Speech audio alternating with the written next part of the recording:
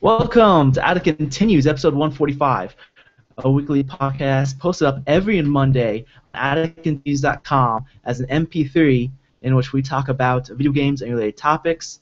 And it's posted up on youtube.com/atticcontinues as a video a few days before it goes up on atticcontinues.com as an MP3, pretty much an hour or so after we finish recording.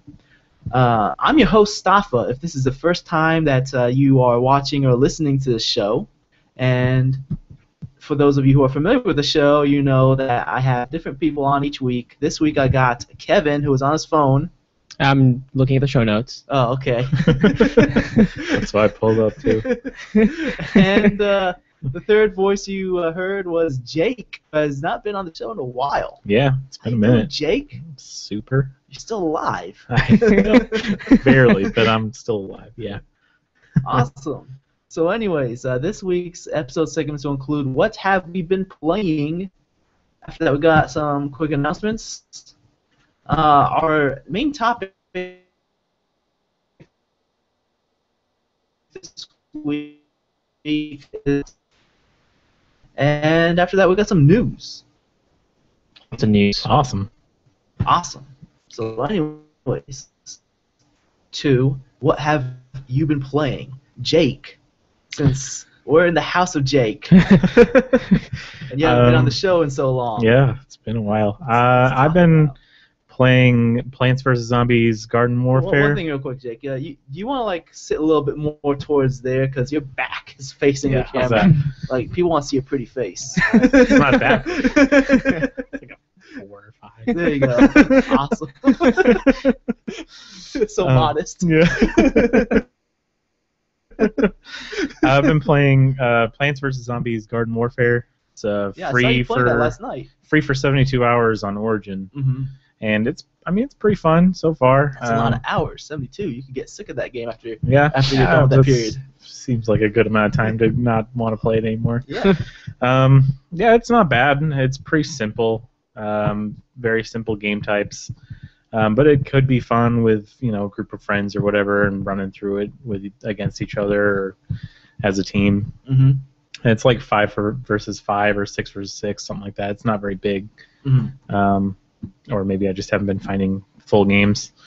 I think the most it goes up to is 32 players, which is not bad. And is it like a class-based system? Yeah. There's I don't know. They're plants half the time, and zombies, which is more relatable. Sorry to interrupt again, but I forgot to mention. Got a little disclaimer, or not disclaimer, but basically a little warning for the listeners and viewers. If you hear some shuffling going on or any weird noises, we got some live animals Yep. caged They're up. feral, Right feral, behind. Feral ferrets? ferrets. We got some feral ferrets caged behind Rescued them Jake. from the wild. So Gonna kill you all. I just want to mention that real quick since they were going a little wild Yeah. for a minute there. So Yeah. sorry, go on. But it's, as far as class-based, sort of generic shooters go, it's fun. It's goofy, and the characters are funny, and it's customizable through. It's free to play, or it could be easily free to play. It's not free to play, but they have like a similar system to like League of Legends, Okay. where you buy card packs instead of save up a ton of coins. You get a bunch of coins and you buy card packs, and then you over time randomly unlock character hats or glasses or weird accessories, and then unlock new characters to play as. Some traffic cones Yeah, on your traffic head. cones. Yeah, that's the big one. Seems like they're taking a page out of Team Fortress 2's book. Yeah, it's similar to that, but it's easier to get stuff, Okay. so it's not random. Yeah. So yeah, it's fun, and I would buy it if it were ever $10. I wouldn't pay 50 for it, but I think regular price is 30. Though. yeah, it's gone down. No, I mean that was. Was that the release date Yeah, that was price? the release price. Yeah, and I think it's on sale too on Origin this week. So Did you get a little survey from Origin recently? Either of you guys? Mm-mm. Like, I have Origin set to auto boot just like Steam, Mhm. and it was like, hey, you want to take this? I had a survey a while ago, not And- recently. And it was Yeah. like, what would you rate Origin and why? And I rated it like a 2. No, it was like, how likely would you recommend Origin to a friend? Oh Yeah. yeah, put I 2. did that. Yeah. And I was like, why? I was like, well, the only reason why I use this is because the exclusive games and Yeah. the, I put the not sales are. Steam. Yeah, and I was like, the sales are not as good as the competition. Yeah. Yeah, that's definitely true. But Mhm. it is what it is. Yeah. It's EA. Yeah. Anything else on that?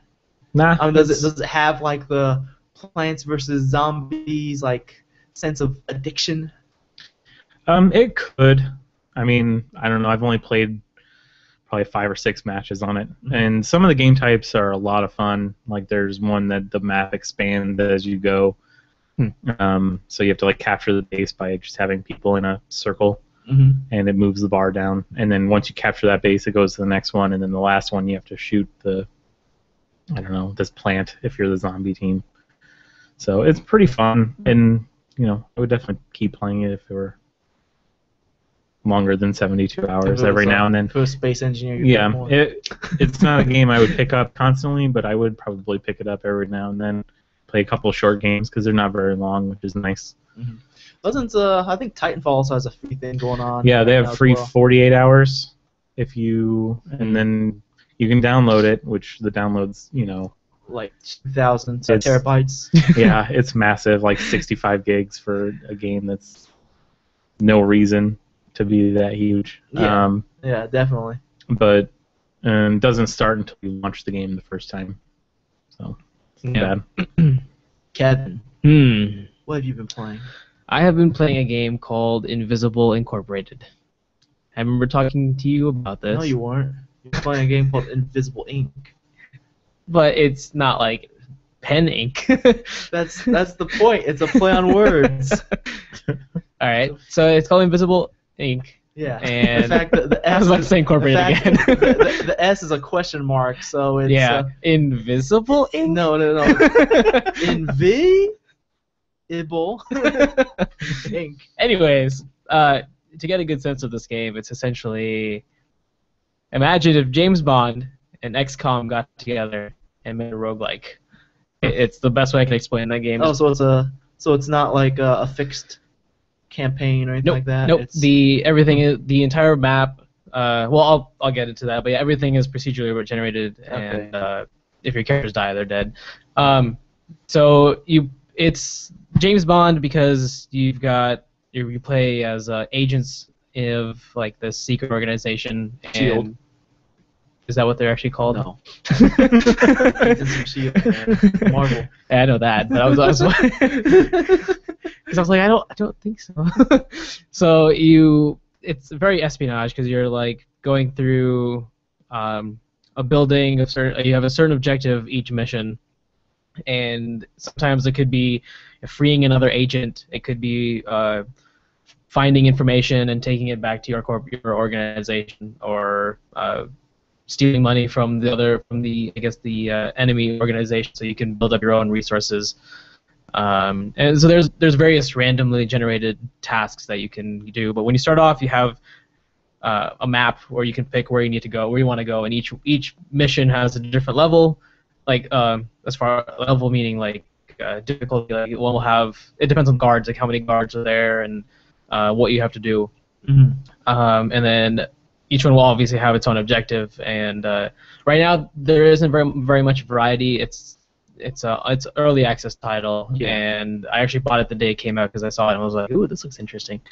So Well, it hasn't come out yet. it hasn't come out yet, no. It's early access. Yeah. So I'm sure there will be a lot of good updates, and it's by Clay. They're Yeah. the same people who made Don't Starve, Shank 2, and then Mark of the Ninja, Mark of the Ninja. Nice. Yeah. which is another stealth game. Is it Yep. 2D, 3D? It's isometric 2D. So think of Kinda like Diablo. think Diablo style, but as if everything was 2D. Like it's all 2D art, but it's in an isometric. I mean, think of like, have you seen like Baldur's Gate or Neverwinter Nights? Yeah. It's that style basically. I mean, as far as So, shadow, okay, so it looks 3D sort of, but it's 2D. yeah, it's all isometric. But Okay. the art style is really cool. I like the art style a lot. It's very, it's late 21st century settings. Everything's like high tech, and it's all like neon colors. Not neon like Hotline Miami neon, but it's like cyberpunk style neon colors. It's really cool. I like the art style. And then it's XCOM because the way that you do your missions and go throughout the building, everything is turn-based. So you only have 2 agents at a time, and you only have 2 agents. So each one starts off in the building in a specific room, and you can't see anything around you. But you take your agents, and each one can move a certain number of I guess it's on a grid, but you don't see the grid. So each one can move a certain number of spaces, and each one has a certain number of action points that you can upgrade if your agents don't die.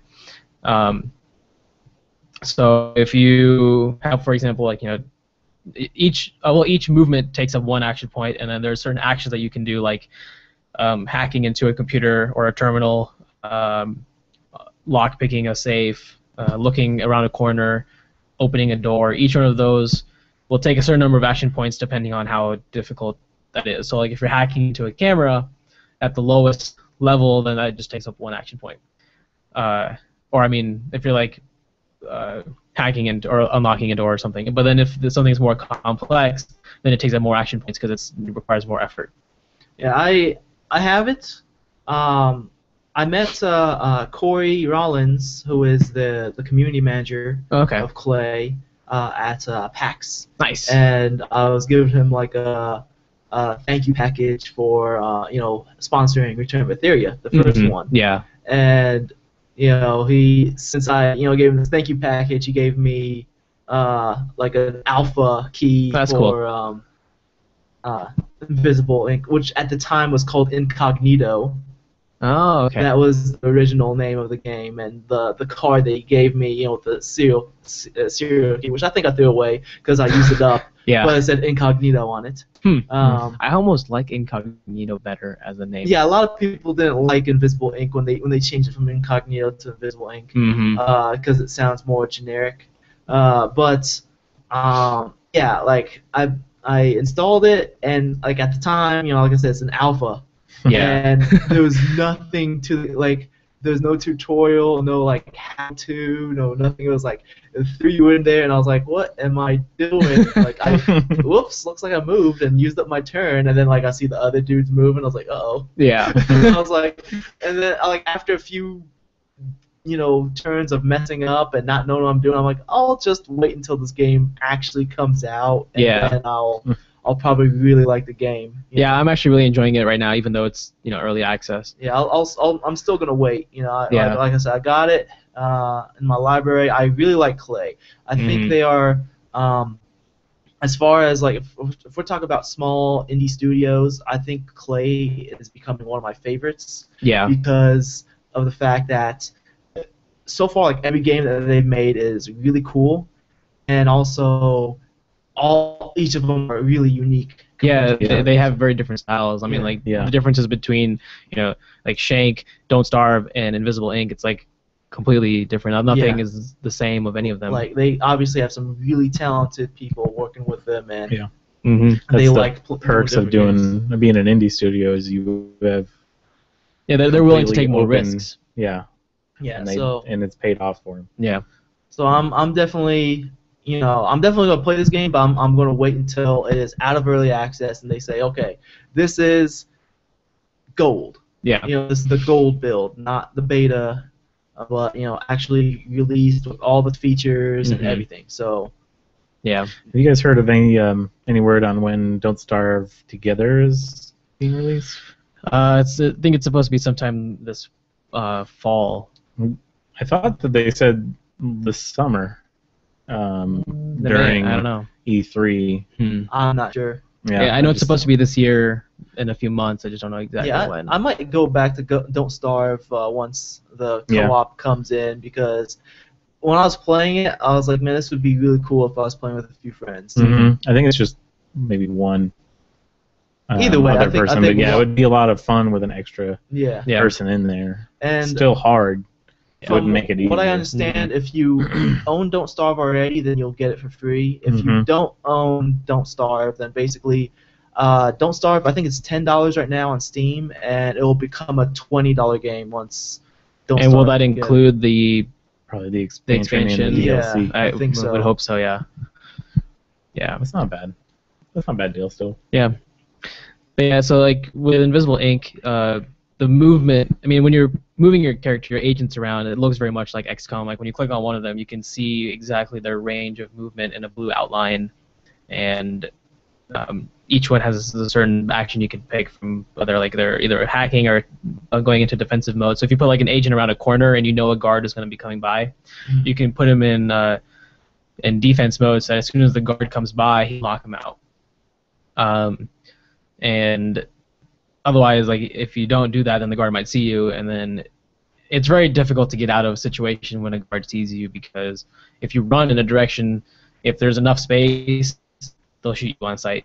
But if you're right at a corner and you run, they'll know exactly. I mean, they'll know where you went, so they'll start chasing you in that direction. But if you have an agent that's been sighted, you have to try to. And if he's in a bad situation, you can't run. You'd have to have your other agent come by and knock that guard out before he gets a chance to shoot your other agent. Are they very accurate at shooting? Yeah, it's one shot kill. Oh, like if you get shot, you're dead. Is it just like if they're in range, they're gonna hit you, or? Yeah, but you do have the opportunity to revive. Like if you get your agent gets shot, but if your other agent can get to them and they have a med pack in their inventory, you can revive them. But you'd have to have the med pack in your inventory, otherwise you can't revive them at all.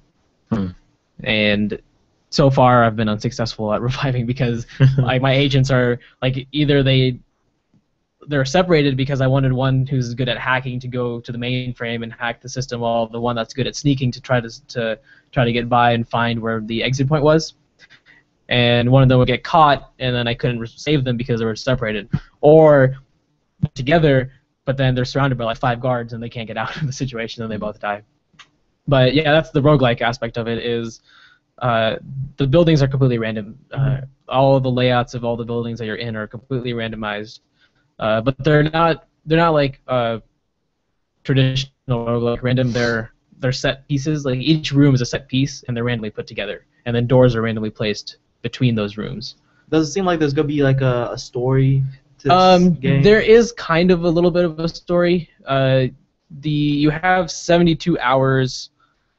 Well, basically your main missions are building up to the final mission, which is you have 72 hours to upgrade your agents, gather the intel that you need, and then infiltrate the main building. How fast does time go by in the game? So time goes by based on traveling. So when you're looking at your map, it's the entire world. So like each point that you can go to will take a certain amount of time to get there. And that's the only time that gets taken up. Well, not the only time. So time is calculated by travel time from where you are to where your next objective is. And then time is also calculated while you're picking a place, but that's in real time. Okay. So if you're looking through all the mission objectives that you can pick, you can see your clock running, and that's in real time. But like when you're actually in the mission. When you're in the mission, it does not calculate time. Because you're super fast? Is that what's going on? Yeah, you're basically just like, ninja through there, or you're dead. The Matrix. Yeah. Well, I mean, I'm sure because people will. I mean, the missions are really difficult relatively. I mean, you're trying to sneak through a building, and so it might take you a really long time. Yeah, you might take a couple hours just to get through a point if you're really. But they try to force you to not take a long time, because the longer you use the building, the higher the threat level gets. So you have a little threat level counter on your screen, and each turn the threat level goes up. And I think there's like 5 points on the threat meter, and then once it gets to its reset point, it adds something that makes the game more difficult. So, like the first level of threat will turn on more cameras.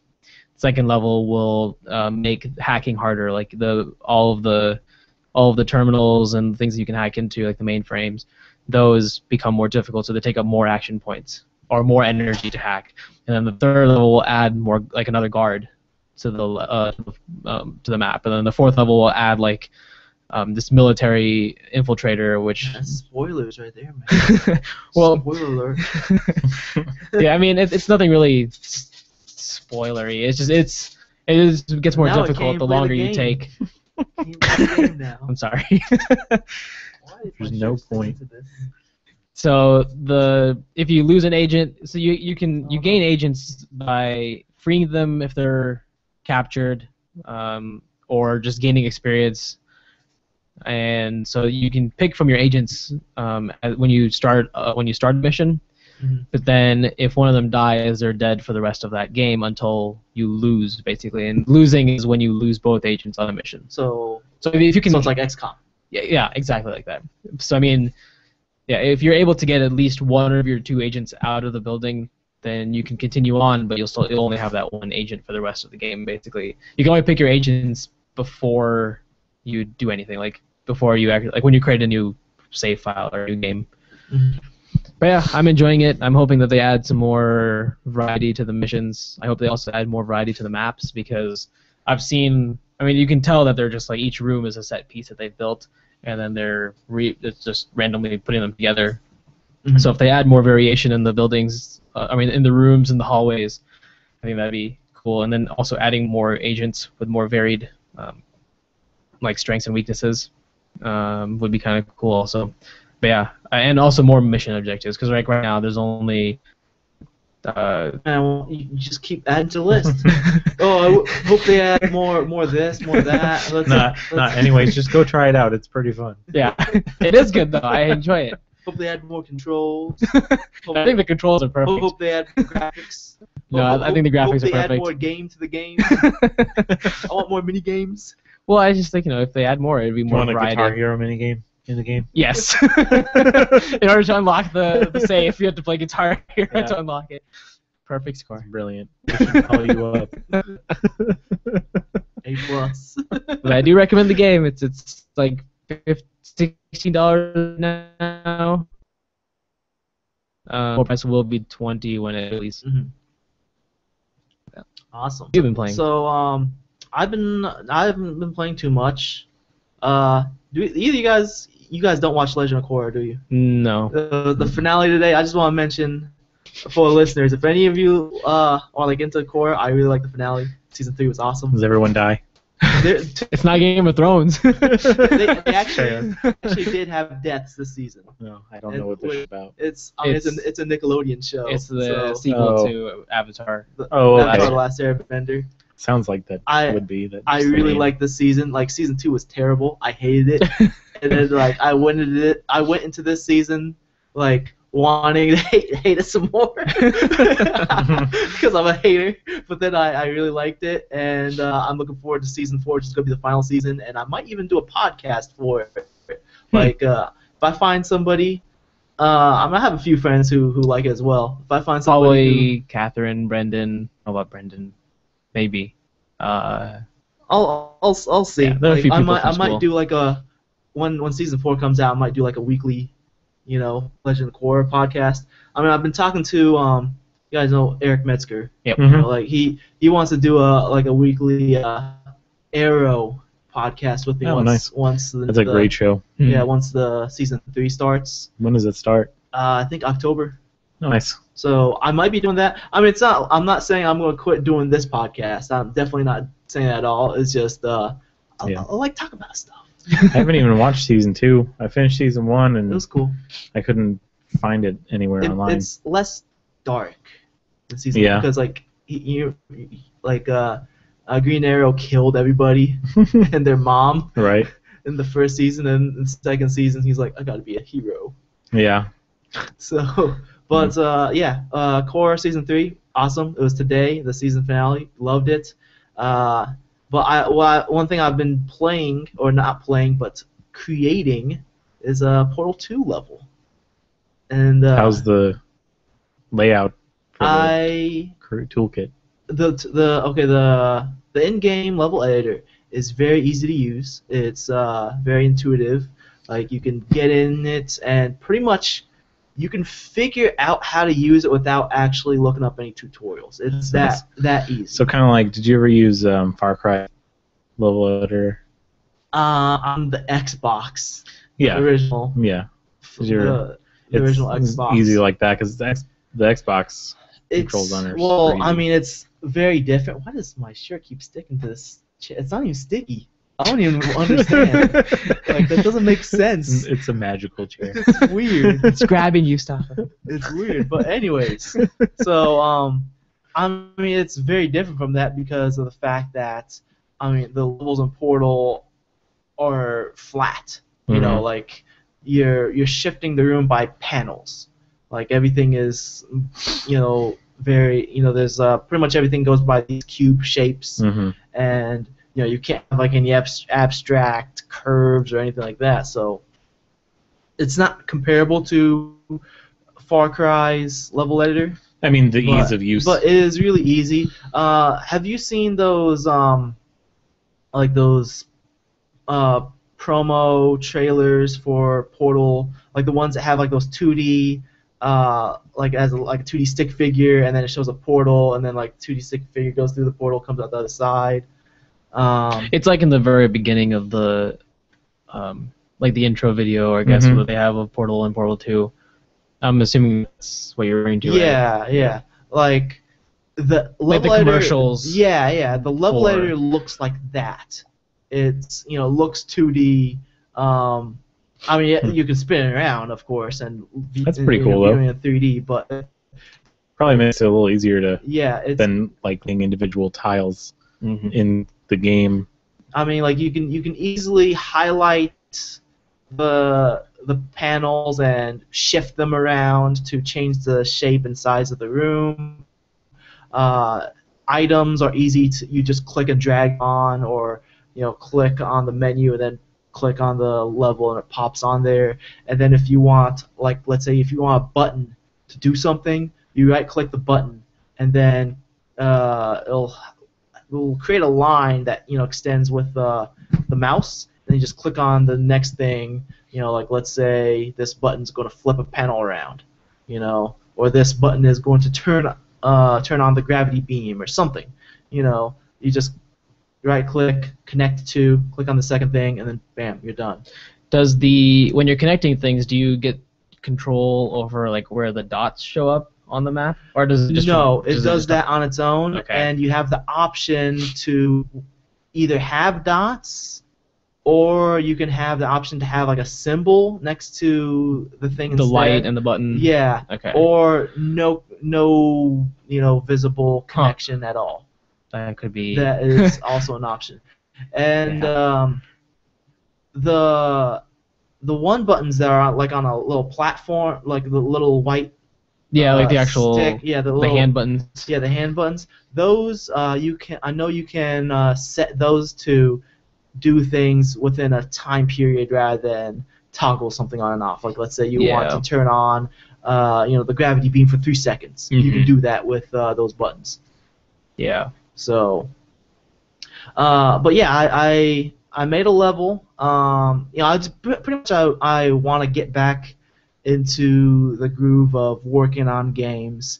You know, for a while I was unmotivated to do anything because, you know, I still don't have a job, and it's like, man, this kind of blows, but gotta do something. I get that. Yeah. I went through the same thing. So it's like I need to make something quick just to, you know, have a quick and easy victory just to move on to the next project. So I decided, okay, I'm going to make a Portal 2 Portal 2 level, and make the whole game. It was definitely it was definitely a learning experience because basically I was working backwards, which is different from my other projects I've worked on, because I've never made a puzzle before. And so I was like, okay, what do I want to do with this puzzle? Okay, I want to stand on this button, and then I want the player to, like, as soon as they come out of the entrance, they see a button stand on it, and then they see the exit open up. You know, like I want them to immediately see the exit as soon as they enter in the room. I mean, you played Yep. the level, so you know what I'm talking about. Yeah, and it was one of those things where it's like, oh, the exit's right there, but you just Yeah. can't get to it. Yeah, you just can't get to it yet. You know, so close, but yet so far away. Yeah. So it's like, okay, this is the problem. Now I need to create the solution, and I need to create the steps to get to the solution. So I was basically working backwards. Okay, they're obviously going to need to have a cube to put on this button. Eventually, I changed it to have 2 buttons rather than just 1 button, because at first I just had 1 button. Mhm. That was before I had you play test it. Oh, okay. But like I eventually put 2 buttons because I wanted to use the cube that had a laser, the lens cube. Yeah, the lens cube. So I was like, okay, I'll put 2 buttons instead. And so I'm gonna put the other button on the very other side of the room. How do you get over there? How do you bring it back? And so I was basically working backwards as to making each step towards bringing that cube back. And playtest, playtest, playtest. That's something game designers always have to do. Playtest as soon as you can, and playtest as often as you can. So like as soon as I had something that resembled what I wanted, I went to Facebook. Hey, playtest my level, and I had some people help out. Shout out to Tim, who is one of the listeners of the show. He helped playtest. Shout out to Adam as well. He helped playtest, and when with a puzzle specifically, you see the players will like, I mean, you observe if they're even going to see what you want them to see, and you're also going to see them try to break your level and cheat, or they don't know if they're cheating. They're like, what am I supposed to do? And then you're like, man, that is not what you're supposed to get. Stop it. Stop it. So I had to like go back to the drawing board, to prevent them from being able to do these things which I'd consider cheating, and send it back out to new people, because I can't have the same people play test. So they know how to fit already. Exactly. So I gotta have new people play test and see if they get it. See if they see the path that I want them to go down and do it. So my level specifically, I want them to go through a guide experience. It's not a level that I want to have multiple solutions to. I want them to specifically do this, which leads them to that, which leads them to this cool-looking Rube Goldberg, ending, which I thought was cool, and that was actually the most satisfying part. Yeah. So of the level, like seeing the cube just actually get over the wall, and was like, yes, yeah. victory. And then Spoilers. I didn't tell you how. I just told you what. And that's one thing I want to do. I want to like have this really cool ending to it, so that people feel satisfied once they beat it.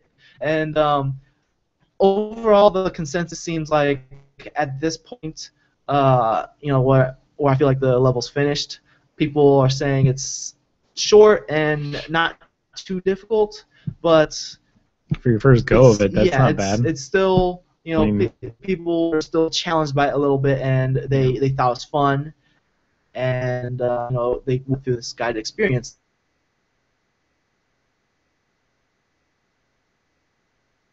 Level I want to work on. Well, first tonight I'm going to on putting this out on my portfolio. I'm going to take some screenshots.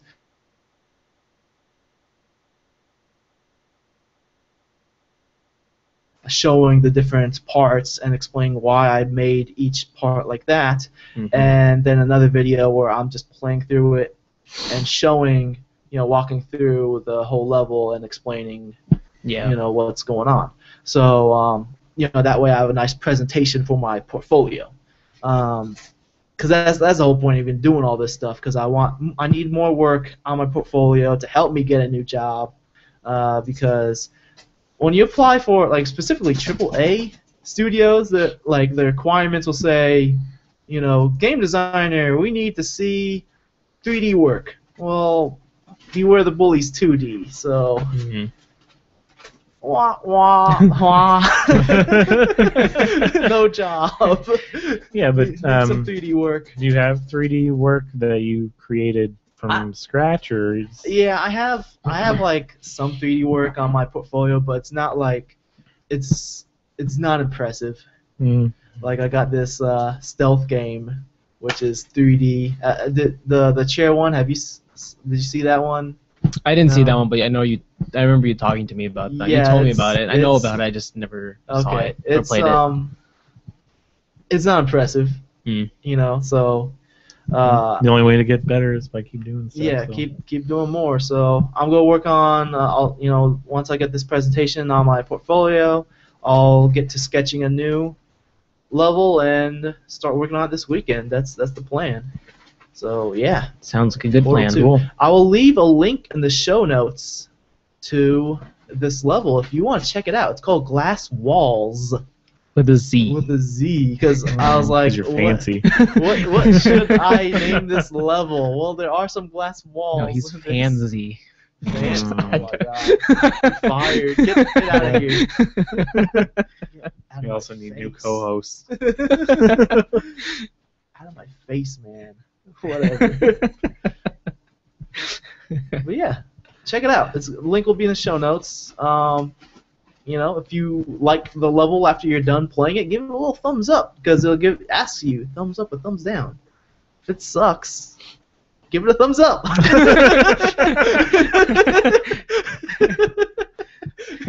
Be honest.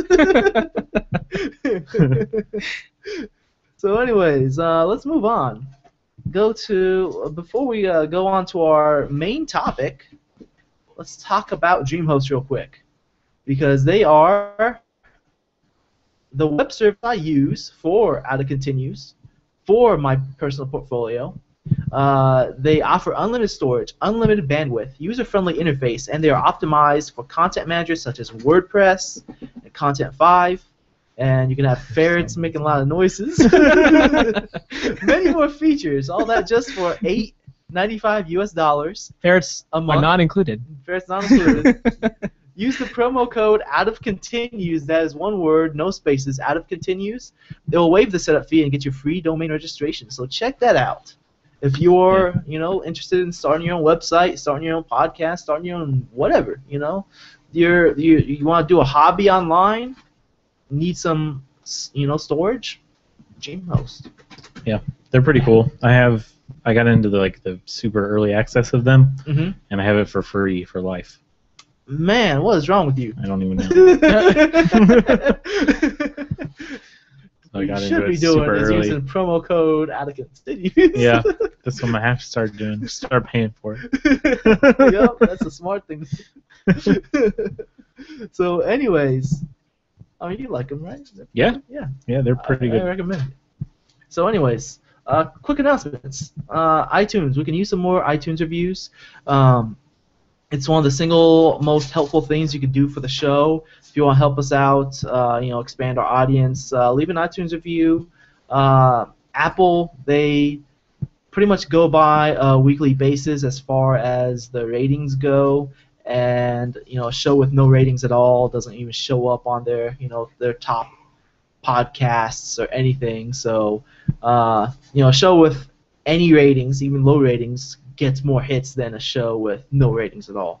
So if you want to help us out, leave an iTunes review. If you cannot leave an iTunes review because you either already left an iTunes review or you don't have iTunes and you don't have a way to sign up for iTunes, then you can help the show out by sharing the podcast on Facebook or Twitter.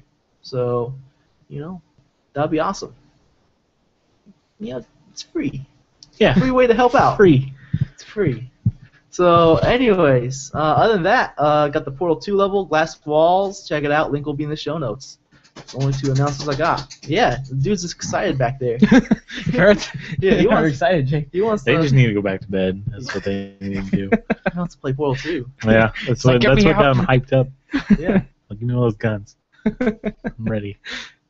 So, other than that, let's get into our main topic. Now, our main topic: corrupt game journalism. This this hit me like a bus yesterday because I didn't realize any of this was going on. Originally, to fill people in, basically what was going on these past 4 days or so, right? Yeah, it's a little under a week, I think. Yeah. Basically, this week a game called Depression Quest came out on Steam by Zoe Quinn, and a lot of stuff was going on. At first, I basically thought that people were just hating on her because she made a game on depression. I didn't even play this game. Like, I mean, like when I first heard of this maybe a year ago or so, and I was like, oh, that a game for like depression awareness. That's pretty novel, you know. Go. But it came out this week. It got greenlit. I think it's free on Steam. In fact. Yep, it is. It is. And it's like a text-based choose-your-own-adventure. There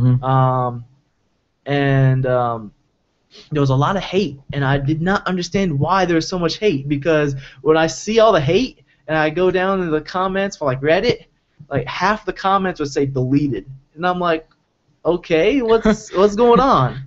And I looked more into this, and seems to be a lot more about this than just people hating on the game. Basically, what happened is her ex-boyfriend came out with a blog post, and you know the details about this, correct? And so, I know a little bit of the details. So if I get anything wrong, correct me. Yeah. But basically, her ex-boyfriend came out with a blog post, just talking about her, saying that she cheated on him with like 5 guys. That's why on Reddit there's a bunch of pictures of the 5 Guys burgers and fries the restaurant pictures. I was confused. Why are all these 5 Guys pictures coming up on the front page of Reddit? I don't understand this. So that's where the 5 Guys come in, and basically, so she cheated on him with these 5 people who are all in the gaming industry. One of them being her former boss, 3 of them being other indie game developers. One of them I thought was gay, so. But that's I don't know. I guess that's me being prejudiced. I was like, I saw a picture of the dude years ago, or like last year. I was like, that dude's obviously gay. I don't know. Guess I'm wrong.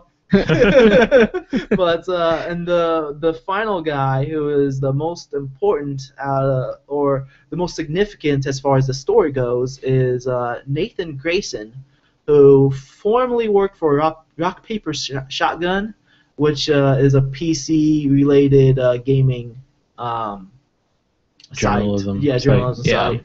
And currently works for Kotaku, which is like one of the bigger maybe the biggest like gaming journalism blogs. Sites. Yeah. So basically, like Nathan Grayson, he wrote a lot of articles about Zoe Quinn and Depression Quest. In fact, thinking back on this, I believe the first time I read about Depression Quest was on Rock Paper Shotgun. And I was like, oh, that's pretty cool. Yeah, she's doing a good thing here. Yeah. And so that is a conflict of interest, to have a relationship with somebody and also, do this reporting journalistically. Yeah, basically, recuse. That's the word. You have, when you have a conflict of interest like this, you have to recuse yourself, like pretty much give some kind of a disclaimer, which he did not do at all. Examples of gaming journalists recusing themselves would be like Giant Bomb. You guys are familiar with Giant Bomb, right? Mm-hmm. They're comprised of mainly former GameSpot employees, and at the time when they were GameSpot employees, they worked with Greg Kasavin, who now is like the main writer and designer for Supergiant Games, who made Bastion. And so they had a lot of exclusive coverage of Bastion, like the making of Bastion, but when the game actually came out, they never reviewed Bastion, and they omitted Bastion from their Game of the Year talks, or at least from their top 10 Game of the Year games, because they basically recused themselves. They're like, okay, we have a very close relationship with Greg Kasavin, so we are not going to review this game. Yeah, because it would be biased. Yeah. Or if it was bad, then it would be, I guess, causing personal problems between them, but Yeah. mostly just because of bias. Yeah, I mean, like they definitely talked about it, like during the podcast.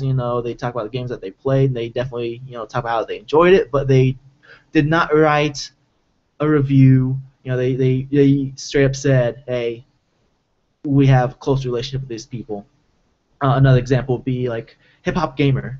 He did not do a review for Twisted Metal, the last one that came out, because he did like the intro song or something like that for them. Because he's also a hip hop artist. So he straight up said, I will not do a review of Twisted Metal. Yeah. So that is the professional thing to do, to recuse yourself. And Nathan Grayson did not recuse himself. Depression Quest, when it got on Greenlight, it was like instantly greenlit because all the coverage, all the positive coverage that it was getting. In fact, like I mentioned, I was one of those people who got that positive coverage. But not only is she getting positive coverage, she's also suppressing negative publicity. The example that I heard about was this Reddit user that went by Silly Slater. She was running a contest to show women can make games too. And basically this contest, here's quoting what they said. Any woman come up, that's a weird wording, any woman come up. Any woman come up with an idea for a video game. We'll give you concept art so you can pitch your game, and we'll put the pitches online. The internet will vote on the best one, and we'll make the game and give the profit to charity. If you get a lot of interest online and want to make the game on your own, you can leave the contest at any time and basically continue making the game on their own. All that made into the top 5, the participants that made it into the top 5, they had no programming experience at all, so they couldn't really make the game on their own anyways. Zoe Quinn, she asked why they expect women to work for free to make games, and they told her that she would get 8% of the money as royalties, and the money that they make for the game, the rest would they would make the game for her, and the rest of the money would go to charity. All she would have to do is basically give them the idea. That's it. She says that's oppressive. Didn't really explain why. She just said that's oppressive. Went on Twitter about it, crashed their site. Silly Slater's personal info got doxxed and got banned from Twitter. What's doxed? It's when all your personal information is made available publicly. So like someone will go in, post all of your personal information on Twitter or Facebook or whatever. Real name, address, phone number, social security number, sometimes even. Oh boy. Yeah. Like what happened with Phil Fish last night. Yeah. Social security number came out. Man. That's actually related to this too. So basically, they tried going to major journalists. One of them said that they replied to her saying, if Zoe says it's oppressive, it must be true. And then they went to 3 other major gaming journalists and pretty much got the same reply. Their whole goal for this was that they wanted to show that women can make good games, and stories about women doesn't have to be about sexist or Right. like women being oppressed in the industry. There can be good stories like, hey, women can make games. Check Plus, this out. it's for a good cause. Yeah, Yeah, because they're giving to charity. yeah. Right. Plus, like, I mean, additional to this, as I mentioned at the beginning of this whole segment, all these Reddit comments are saying deleted. Like, Yeah. she got with some of the top Reddit moderators, and now they are like just on the ball as far as deleting comments left and right. She also did a false, DMCA? Yeah, DMCA claim on a YouTuber who goes by Mundane Matt. Mundane Matt, I'm not really too familiar with him, but from what I understand, his videos, he usually takes like one screenshot of the game or whatever he's talking about, and then puts like an overlay on top of it with like the title of, the video, and just talks about the entire thing. So it's basically a podcast with a still image. Mhm. And the still image he used was an image from the Steam page of Depression Quest. And so that's a publicly viewable image, just Yeah. out there in the public. And she put a DMCA claim on his video. The reason that people think that she did it is because of the fact that he's talking about this subject and calling her out on, having these 5 relationships, cheating on her ex-boyfriend with these 5 guys and all this stuff. So basically, I mean, like, I didn't want to talk about this because of her sleeping with 5 guys. Like, I don't care, I'm not talking about this because, of any type of sexist agenda or anything either. The reason why I want to talk about this is because of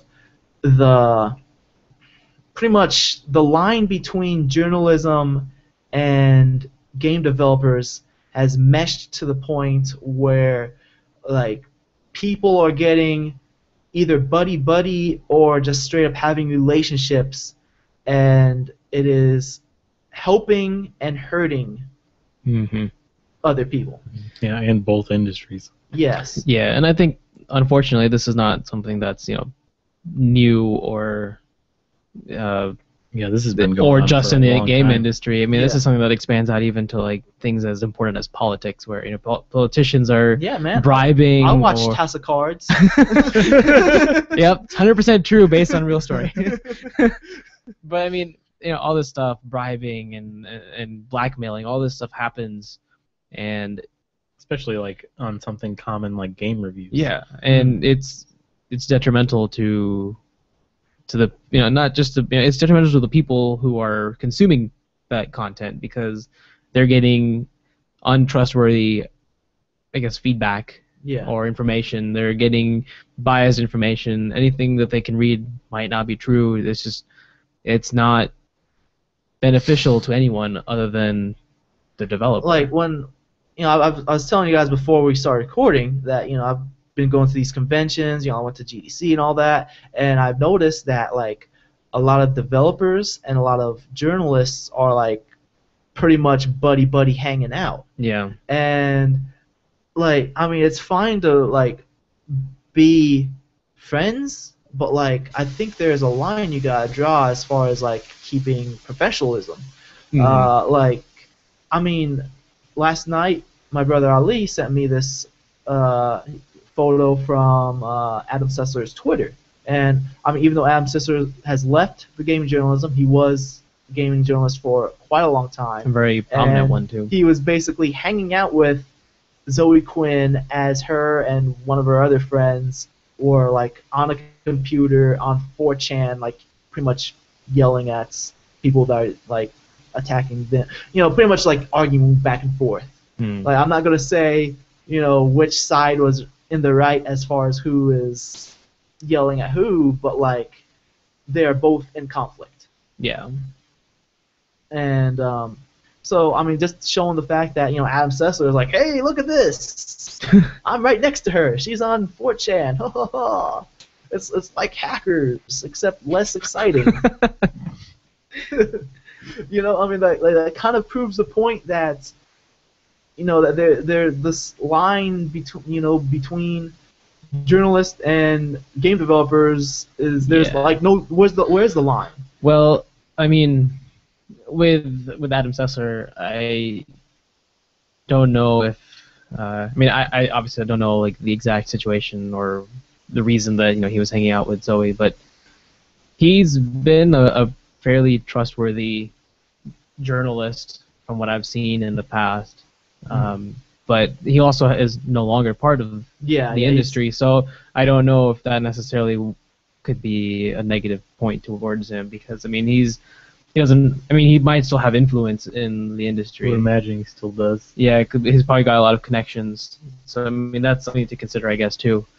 I believe his current job right now is like media consulting, like Yeah, I know he did some kind of consulting. something. Yeah, I'm not sure what he's doing exactly Being now. bald, chops. Yeah, Nailed it. that's his specialty. Yeah, it's a touchy subject, because when you're starting to mess with facts and doing things for the benefit of one person, that's, like I was mentioning earlier, blackmail, bribing, all these things fall under that, and it's not healthy for the consumers. Yeah. Because they're getting wrong information or bad information, and Yeah. they're basing their entire decisions on wrong or bad information. Yeah. And it's just, I mean, yeah, the developers are getting benefits from that, but it's ill benefit. It's not like actual earned benefits. Yeah, and it's like an unfair advantage. Like, just because she's sleeping with the right people, she gets coverage that other developers who might be working on something even better, get absolutely no coverage at all. Yeah. I mean, there's like the whole green light thing. Like, she pretty much like got instantly greenlit. But like, as Total Biscuit has mentioned, the whole green light thing is broken to begin with, because the fact that It's all about how many upvotes you get. Yeah, it's like If you know 1,000 people, you can get them all to upvote it for you. Yogg's Venture, a game that did not exist and still will never exist. It got green light. Yeah. Greenlit. Yeah. So I mean, it's a broken, system to begin with. But who's Zoe Quinn? It's like, well, how did she get all this publicity to begin with? It's because she slept with the right guy. You know what I mean? Yeah. It's taking advantage. That's all it is. Yeah. From I didn't play the game myself, but from what Total Biscuit says, reading what he was saying about it, he said that's not a good game. I mean, that's only his opinion. It might be someone else, but like I read someone else say that basically there's only one good ending for the game, and to get that ending, you have to go to the doctor to get prescription medication. It's like, well, there's other ways to really, Work through depression. Yeah, work through depression other than medication. Yeah. Yeah, I don't want to make any speculations, but I wonder if the recent death of Robin Williams also had anything to do with pushing the publicity of this game, because I mean, ever since then, there have been a lot of depression and depression awareness things coming up. People and posting the phone number for the suicide hotline everywhere. Which is So I wonder taking if a bad thing and turning it into a good. Yeah, and I think that I wonder how much influence that also had in boosting the publicity of Depression Quest. I mean, it might have just been something that wouldn't have gained as much traction if it weren't for that, or it could be a number of things. It's publicity works in weird ways. You mentioning the hotline. Some of these hotlines are garbage, man. I'm letting you know right now. Miami. Like, no, I haven't not, played that game. Hotline Miami's awesome, but like, it looks cool. Like, at one point, I was living with my older brother, and my place got broken into, and I was scared.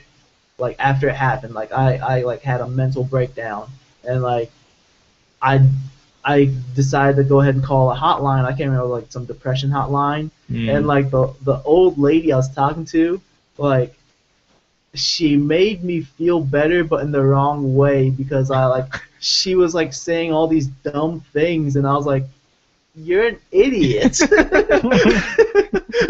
Maybe that's their strategy, to make you feel better by make making you laugh at her. Exactly. I'm like, don't talk about my religion if you don't know anything about my religion. No, stop. Bye. I'm done talking with you. I don't feel depressed anymore. I'm just happy I'm not as stupid as you. But yeah, I like. Do you guys have anything to add on this? Like, No, I mean, it seems like it's pretty straightforward as far as what's been going on and the news that's been going around this. It's just something that people will be upset with for a while, and then I'm sure people will forget about it a few weeks from now, and then it'll be That's exactly what's going to happen. yeah.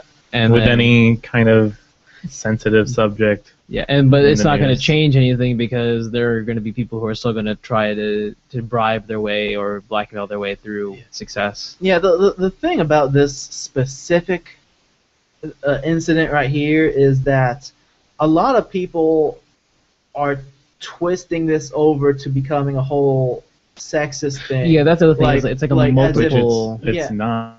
It's a morality thing. Yeah, well, more of an ethics thing. Yeah. Yeah, I mean, like the morality would be her sleeping with 5 guys, which like at the end of the Yeah, day, do what you want, it whatever. doesn't affect us at all. Like Right. I don't care. Yeah, that's you what know, I like, meant. it- Ethics. It has nothing to do with me. I mean, like you guys know me, and you guys know that I'm I try to be religious. How many Mhm. times have I told you guys, don't drink that alcohol, it'll take you to hell? 7. 7? 7 7 times? He's counted.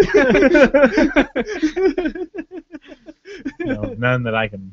Yeah, none. Yeah, I mean, because like your morals is up to you, it's like, but ethics is a completely other thing. Like if you're like, unethically giving yourself an advantage and like bringing other people down, then like what the heck, dude? Yeah. Chill. So basically, what you're saying is the moral of the story is don't sleep your way through life, kids.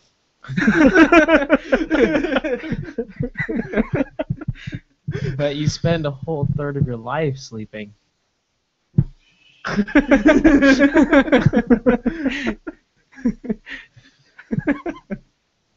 Be awake more. Yeah.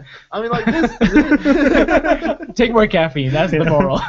Yeah, don't drink this uncaffeinated Mountain Dew. Drink the real stuff. I mean, there's more to all this incident that I haven't even mentioned because I don't know all the details. And I just don't want to go into. Yeah, it's something that like I didn't want to really look into much either, because it's just like something about a message board about, or like a Chan board about like Hocus Pocus.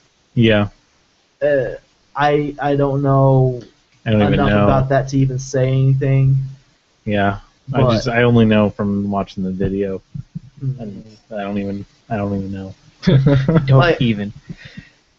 Apparently, her claims is she attacked. They attacked her, but like the effect of that was all these gaming journalist sites were pretty much they began bashing them, saying, "Oh, look at all these virgins attacking this woman just because they can't handle a woman," or something like that. So Right, because like- it's some kind of like Disney fanatic. yeah, so I'm not even gonna go into Or- that because like it's I don't know. I don't know enough details, and like you're going into a whole argument about sexism and whatever. But like as far as the facts go, I mean like her ex-boyfriend did show he made a video showing off. Okay, here's the chat on Facebook where she's saying that she slept with these guys.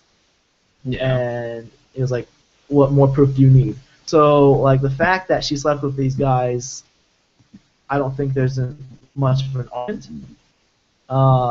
So it's just unethical. Unethical. Yeah, unethical for her to get with these people within the industry Mm-hmm. and use it to her advantage and other Yeah. people's disadvantage. Yeah. So let's move on.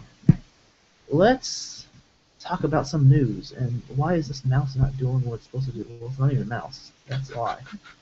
It's a trackpad. Let's talk about some good news for nobody. It's Ubisoft. Let's move to screen share Ubisoft, the mode. new E EA. Let me go to screen share. Screen share. Screen share. Nope, totally not that one. This one. There we go. User error. Screen share. We're going to talk about some Ubisoft. They are shifting away from the Wii U as far as their mature titles go. They said Watch Dogs, which still hasn't come out yet. They said it's still coming to the Wii U eventually. As a And, teen-rated title now. You can only drive around. Look at you people. got And- Nerf guns. Paintball guns. So basically, they pulled up the numbers, and they said that what was it with Assassin's Creed? Like only like 4% at the time. Now it's 3% of their Assassin's Creed sales were Wii U versions of was Assassin's Creed 4 Black Flag. Yeah. And they said It that makes sense. yeah, they said the numbers show like they're not like trying to troll Wii U owners or anything like that. Like they're just straight up saying, hey, look, the numbers show you guys do not buy mature games. What was it? Zombie U did not sell well, and You know what they could do instead of like spending a lot of money on packaging is just make it a digital download only. but they still have to put money into porting the game. Yeah. Especially with people, the developers, to do that. Because it's not really next gen anymore. I mean, it's just a different system, so Yeah. I mean, it's got different Controls and stuff. control. Well, like rendering is different. different architecture. Everything is different from the hardware standpoint. Yeah. Hmm. I mean, like the PS4 and Xbox One are basically PCs, Yeah. and the Wii U isn't. Yeah. It's still using like. It's still like a GameCube. Yeah, it's yeah. I mean, the architecture, hardware-wise, is same as what old consoles used to be. Yeah. Like as far as processors. So I mean, they have to redevelop the engine to work on that specific processor. Which can be why that version of the game's taking so long. Yeah. I'm not sure, maybe, but basically what the CEO of Ubisoft has said is that what sells well on the Wii U is Just Dance. They're family-friendly games like Just Dance, and so they will continue supporting the Wii U with those type of titles, but no longer with mature-rated titles. I can understand that. They could probably maybe they'll dump the money they were spending on that into creating new titles for the Wii U. I don't Maybe think some so. original I don't think IPs. so. It's Ubisoft Probably we're not. talking about. Yeah. Yeah. But I feel like this and there's another article about there's going to be no Call of Duty coming out for the Wii U this year. I did not save that article, but I mean like this just seems like the final nail in the coffin for the Wii U because Yeah, they've been losing a lot of developers. yeah, I mean the Ubisoft was their major third-party developer. Like their biggest supporter as far as third-party. I mean they. Like I mentioned, Zombie U. That was can see an that exclusive game. I could see that not selling very well. What other third-party developer made AAA exclusives for them? None. Batman, Arkham Asylum. I mean Arkham Origin. Arkham Arkham City. City Armored Edition. Yeah. That wasn't really an exclusive though. That was a port of a game with the DLC with an armored version of Batman that had poor frame rate. Well, I mean, it's still a notable game that came out on Wii U, I guess. Yeah. a larger The game title. itself is a major title, being on Wii U. But yeah, like that, I'm sure the sales for that weren't nearly as high as, But, like, Xbox or PS4. It feels like as far Or as PlayStation. third party AAA, there is no party left. The only party that Wii U has is Mario Party. That was terrible. You guys laughed. Yeah. I'm a genius. I mean, like, what other console Yeah. has died out this fast? Like, the Dreamcast even lasted longer. Come on now. Like, the Dreamcast was like 99 to 2002. So that was like a good 3 years. It's not It even is been really quick. This has not even been 2 years, and the Wii U. It'll still be good for, party games and But that's the problem. I mean, I think even then, people are still preferring the Wii for party games over Right. Wii U. Like, no one's And wanting even- to buy a Wii even U. above that. I mean, people are getting the Xbox and the Yeah. PlayStation, which I don't know if PlayStation does because this console I don't really follow them as much. But I know the Xbox still comes with the Kinect. Mhm. Well, they have an option to not. Yeah, they but, have an option not to. But the first wave of them had the Kinect in it. Mhm. So I mean, they made plenty of party-like games for the Xbox, so people can just as easily have best of both worlds, as it were, Mhm. on the newer Yeah. next-gen stuff. Well, I still think there's a big fundamental problem with. I mean, this is a whole other discussion, but just how the Kinect has not been utilized well at all. The only games that are coming out that utilize the Kinect by any means is like dance games. Dance games and yeah, Yeah, that's pretty much it.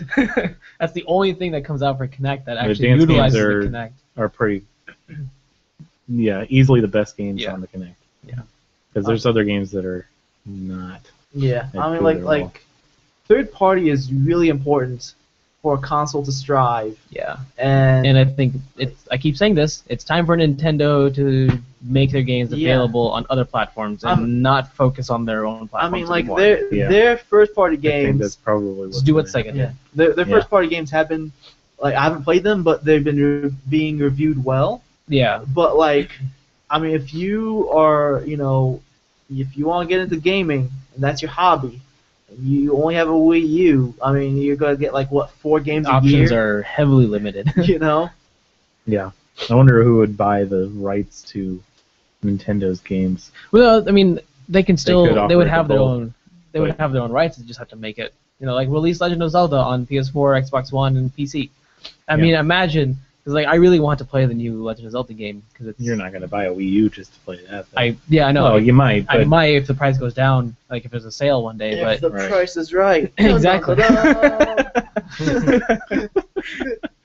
yeah, like that's Come the on down, only reason Kevin. that I would buy a Wii U. But I mean, just imagine like the level of detail that they could put Yeah. into that game if they ported it to consoles the that consoles and PC. Yeah. that could actually make it look good. You know, Not that it looks bad. It's just Well, I mean, if They if could they're be striving better. for a specific style, that's a different thing. But yeah. But there could just be more detail, right. and they wouldn't have to cut back on. And then they could focus less on supporting their hardware and more money going towards the games. Right. And then you make can the make games everything better. look better. Like Yeah. the grass. Well, I which mean, is- they've been yeah. saying they've been talking about Miyamoto specifically has been saying that they were not prepared to get into HD. Like when the Wii U came out, like all these articles came out saying that hey, we were not prepared for HD, and it's like how are you not prepared for HD That's when it's HD standard. it's standard for like the past 10 years. Yeah. And so, like, I don't know if they'd be utilizing, extra power if they got into, the multi-platform. Yeah. Because- Honestly, I couldn't see it really taking off either way, even if they did utilize the HD component. Just because people that buy that console, it's not their main choice of games. Mhm. They're not going to buy it to play Batman or Assassin's Creed. They're going to buy it to play Mario and Zelda. Well, I mean, like as I already said though, like you got to have those third-party games, otherwise, Yeah. your choices, you're only gonna have like 4 games a year, Yeah. Right. you know. Yeah, 4 big titles. Yeah. And the problem with Nintendo also is that they keep their games are good, but it's mostly the same thing over and over again, especially with the Mario games. Yeah, the Mario Take Party. that and back. Because I mean, there's not. Don't talk about my Mario Galaxy. Well, that's the thing. That's the problem is that they're not like if they were to do another 3D Mario game, that would be it would be revolutionary in their terms. Like because they had Mario 64. Dude, the next one's Mario 4D, bro. Yeah, smells. Don't know if I want to smell a plumber all day long. You do. That's a goal. But like they used to do Mario 64, then they had the Galaxy games, and then they went back to 2D, and No, they didn't go to 2D. They went to New Mario Bros. it's New. it's 3D, same. but with a 2D set. Yeah, I mean It's New Mario Bros. It's been Yeah. new for the past 10 years. It's dumb. I think they should go back to making 3D Mario Just games. stick with handheld. Yeah, like that's what they should do. Just if they want, because handheld is making money for them. Handheld's making a ton of money. Stick to handheld. Get rid of the console. You know, Release all games on consoles like Xbox, PS, and then PC. That would be the fix for all those Here's another solutions. thing. Here's another thing. Like apparently, Sony is broke. Microsoft, they're having issues like recuperating from making all these bad choices, but yet they, even with like all these bad choices done and Sony being broke, they got more third-party support It's because they than pay for Nintendo. it too. Nintendo, like everyone keeps talking about, oh, Nintendo has like a gazillion dollars in their war chest or whatever. Yeah, How come they're not doing anything? Like, why are they the ones? it's because they were Because they're making, poor leadership, yeah, poor decisions. like ever since like the GameCube, like, probably even the Nintendo 64, they've been making bad choices. I wouldn't go back that I far. wouldn't go back that far I either. do. I think Nintendo Nintendo 64 N64 was a brilliant console. Yeah. And the Nintendo 64 was the start of them going downhill. I would say the GameCube was the start of them. No. Look at the SNES. SNES was straight up the king of that generation. Well, yeah.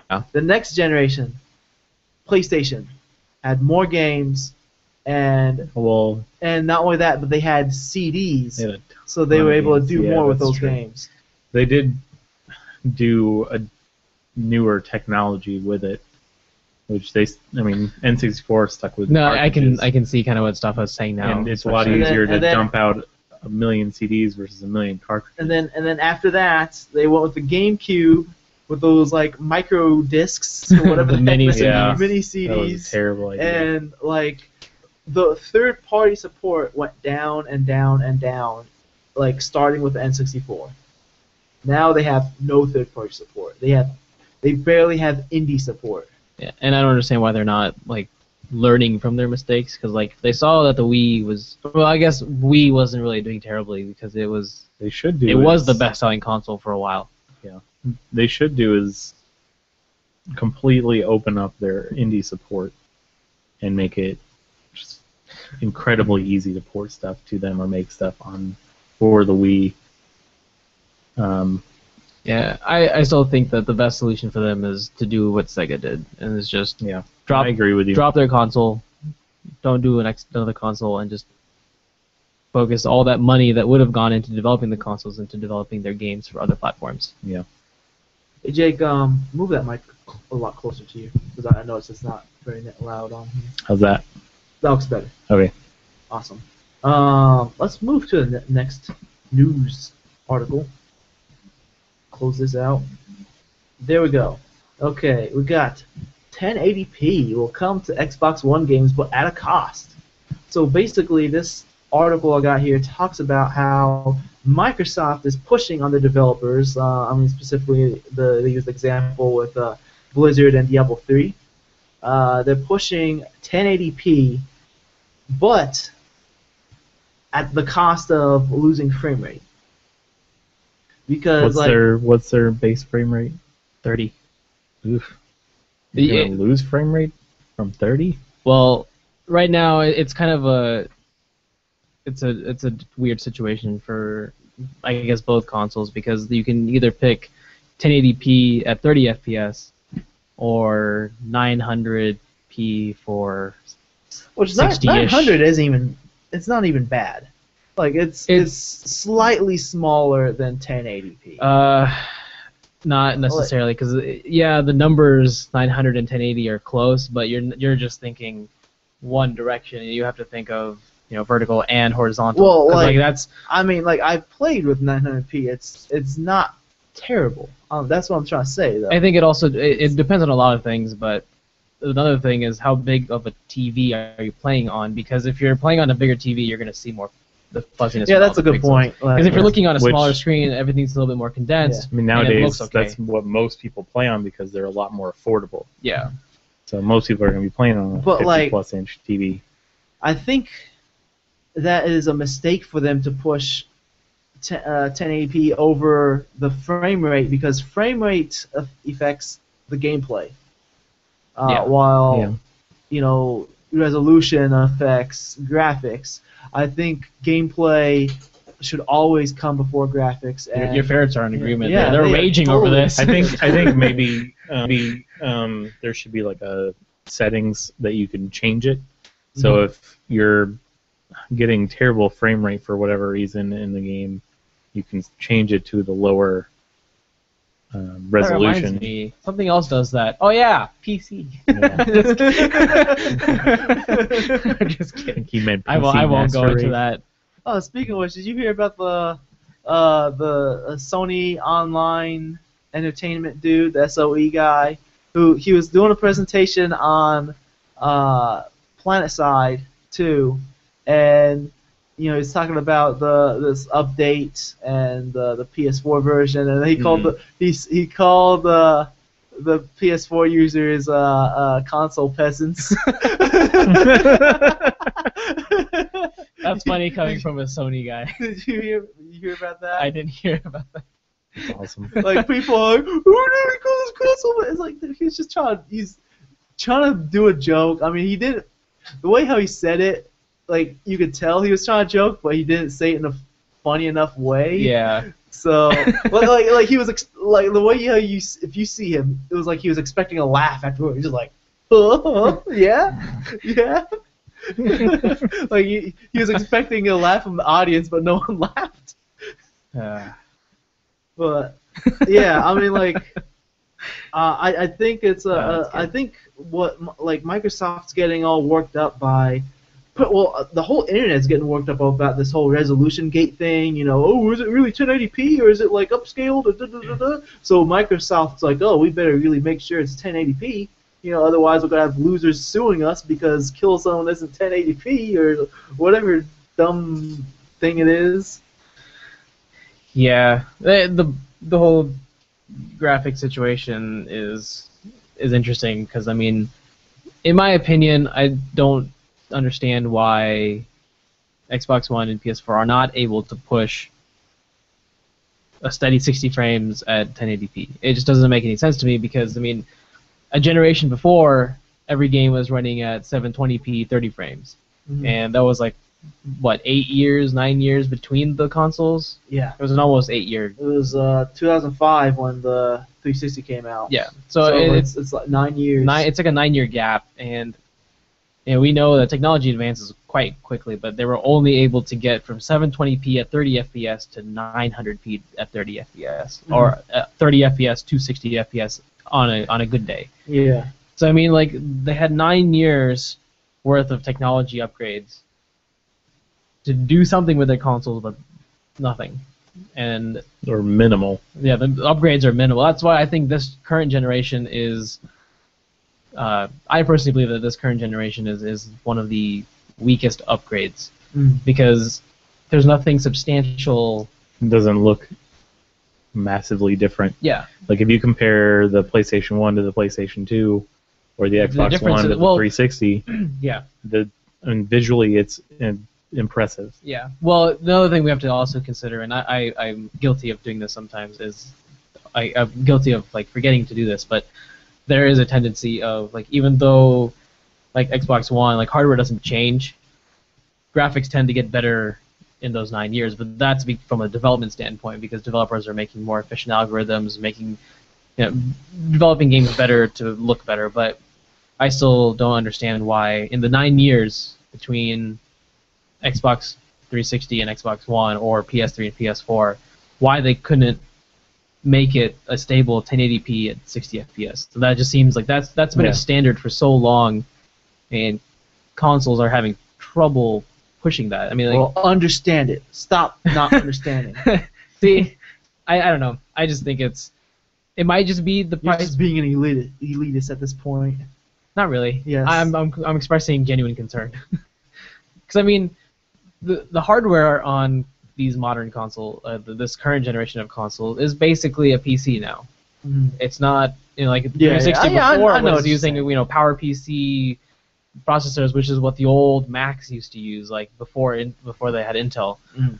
And I just don't understand. And now they're using technology that's basically just an everyday PC, Mhm. and they're still unable to push that. Go tell them how to do it, man. tell them how to do it right. You're a 3D modeler. Write him a note. Yeah, that's write what's them a note. Right. Concept. Yeah. Like render it in Blender. Okay, tell a story as an animation. Is that what you're telling me to do? Yeah. No, render the entire game in Blender. Oh, okay. The game will be playable. Yeah. Or just will be a movie. Great movie though. Yeah. All right, let's move on. Let's talk about Robin Williams. Too soon. I tried talking Mustafa. about him last week, but you know what? I had some goofballs on the podcast Uh-oh. that would not let me speak It's too soon. too soon. No, this is a No, yeah, this is cool. This is a good one. This is a good one because Robin Williams, he's gonna be immortalized. yeah, no, this game is not gonna last forever. I know. They will make Tell a that to Blizzard. memorial. They're trying to make it last forever. They're gonna make a memorial for him. This basically they designed a new character, a Jinn. He's blue, so he's gonna look like. I mean, he doesn't really look like the genie from Aladdin, but It it's has basically similar features. blue. He's blue. The main and, feature. and he is a djinn. Oh, the skin color? Is that how That's right, sis. I'm done. all you genies look the same. Blue skin genies. Can't tell you apart. Yeah, that's me. Genie racist. Come on now, look, he has a beard and a curly mustache. It's like the same. That's what Genie from Aladdin had too. Yeah. I don't know about the mustache, but he definitely had like a little beard thing. Well, I'm sure at one point he was able to spawn a mustache like that it's true. because he's Genie. It's a fair point. And here's He can look like whatever he wants to look showing like. off the animation for the viewers. But I think this is really cool. Yeah, The fact that it is pretty awesome. they're putting in this genie's name gonna be Robin, and apparently there's like 2 other characters that have been found within the coding named Robin. So not sure if this is gonna be the only character that's going to memorialize him. Maybe there's gonna be 2 other ones. But if this is the only one, then I mean, like this is pretty good. Yeah. I like it. I mean, is he gonna be funny? Is he gonna like do impressions? He better be Like a- funny. like a Jack Yeah, Nicholson if impersonation? they're gonna do him any justice, then he should be Yeah. should have some funny lines or Mhm. similarities. Put him in Hearthstone. As a special card. No, as a class, and he'll be saying jokes. Yes, all of his little dialogue options. Well met. So I mean, not really much to say about this other than to show it off. I think it's pretty cool. Yep. I mean, there's a petition for Nintendo to put an NPC named Robin into the new Zelda game, and there's like 12 bazillion signatures on that petition, and Yeah. Nintendo's like, oh, we can't really say if we're gonna do this or not. Well, because, I don't see why they wouldn't, because he named daughter after Zelda. Yeah. I think Well, that's like No, I don't think that is like the main reason to put him in there because like anybody can name their No, I daughter know. about anything, but like I mean he was also he was a huge Zelda yeah, fan. he was a big Zelda fan, and he also was in some of their ads. Yeah, Yeah, especially so, when so the technically he worked 3DS with them. Yeah, when the 3DS version of Ocarina of Time was Yeah. releasing, he was in all those commercials. So I mean, I liked Robin Williams. I grew up with him, Yep. I think and everybody our age yeah, watched all his movies. Or, yeah. Yeah. I mean, like what I was trying to say last week, but I couldn't say because I had two goofballs constantly interrupting me, being morons. Like, I did not know Robin Williams personally, and obviously the people who knew him personally are most affected by his death. Mhm. But the thing is, he was like such an entertainer, and he was like such a huge part of a lot of people's lives, such as myself. I watched a lot of his movies as a kid. Yeah. Like I feel like losing his loss, is him passing away. It's like I'm affected by it. Yeah. You know what I mean? Yeah, Yeah, I agree. Just I'd say it's pretty common. yeah. So I'm happy to see this. I mean, I don't play never played World of Warcraft, so not really gonna see this. But I think it's really cool that they're doing this one Mm-hmm. because he was a big World of Warcraft player. So let's move on and talk about 4A Games, who are better known for Metro 2033, Metro Last Light. They unfortunately are refugees in the island of Malta. I don't know if I'm saying that right or not. I think so. Okay, Malta is an island. It's like south of Italy. It's within the Mediterranean Sea. And if you're unaware, Ukraine is in war right now with Vladimir Putin, who George W. Bush likes to call Pootie Poo. Fun fact for the day. Pootie Poo, I like to call him that. So Vladimir Putin, bombing Ukraine. Like 4A Games had to leave. They could not stay, and like from what I remember last year, they were talking about how they were working in low conditions, how like developing Metro Last Light was like the conditions were pretty much like the the game Metro Last Light. That doesn't seem conducive to good development. So I mean, it sounds like they're working under rough conditions to begin with, and now add war to the mix. Yeah. Now it actually is like Metro Last Light. So Do they use bullets as currency? I don't. Yeah, man. They how else do you think You they get were? paid in bullets. How else do you think they funded the game? So they can survive the trip home to their families. So I mean, it's nice to know that they're now in a safe place. Hopefully, the best to them and their future projects. I really liked the Metro games. 2033 had some rough edges, but still cool, and Last Light was awesome. What do you guys think? You guys have anything to add? Did you play Metro? I have not. You were too busy playing Bioshock. Yeah, that's exactly right. I basically So play much that fault. all the time. Too Oh, busy you got playing anything to those. add? No, not really. All right. I want to play Metro. I haven't gone through them yet. Redux is coming out. Yeah, that's Play kind that. of what I'm waiting for. All right. We got this another article. Konami approved, then canceled Metal Gear fan remake. Developer says. Seems like a twisted thing to do. It's like, hey, Yeah. sure, go ahead.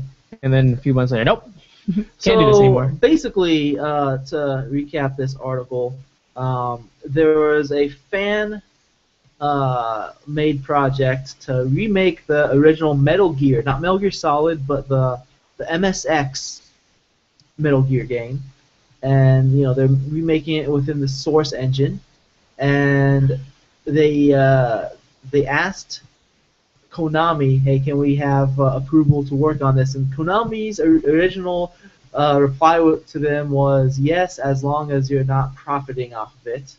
And so they even got like David Hayter, the voice of Solid Snake, to read a few lines for the trailer, which they have a trailer on this article. It's basically it's a mix between concept art and a few levels that they made. Let me do that as this thing plays. So, I mean, like, it starts off showing, like, the MSX version of the game, but then shows off, the concept art and the levels. And, basically, afterwards, like, different divisions of Konami could not agree on, the ruling of, allowing them to work on this.